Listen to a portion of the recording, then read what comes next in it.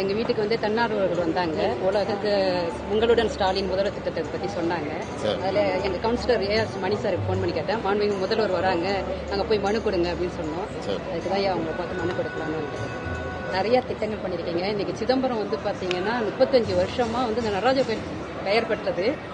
தெப்ப உற்சவமே நடக்காம இருந்துச்சு. உங்க காலத்துலதான் அந்த தெப்ப உற்சவம் சிறப்பா நடந்துச்சு.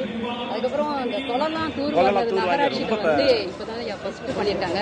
நாங்க நடப்பயிற்சி பண்ணா 4 வீடியோ தான் பண்ணோம். அது ஒரு பொல்யூஷனோட இருந்துச்சு. பட் வந்து இந்த இது வந்து பாத்தீங்கன்னா ரொம்ப அருமையான திட்டமா இருக்கு. நடைப்பயிற்சி 4-5 குளங்கள் துருவாரி நடைப்பயிற்சி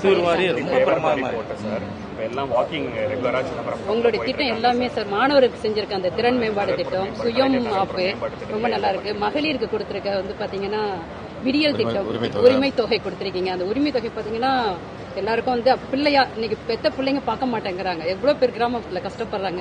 ஆனா இந்த 1000 ரூபாய் போனோடனே அவங்க அவ்வளவு மகிழ்ச்சியா அடையறாங்க. நான் வந்து கிராமத்துக்கெல்லாம் போயிருக்கேன் தொண்டு செய்ய.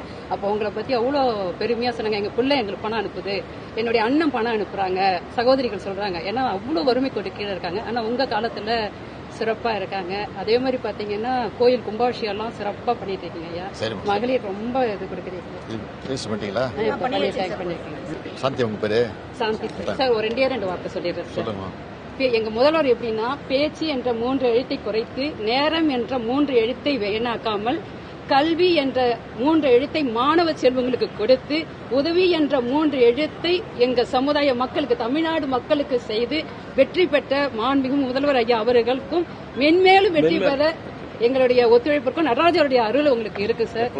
எப்பயும் நீங்க வந்து எங்களுக்கு இது மாதிரி நலத்திட்டங்கள்லாம் செய்யணும். இது ஒரு பெரிய வாய்ப்பு. ஏன்னா என்னுடைய கணவர் இறந்துட்டாரு.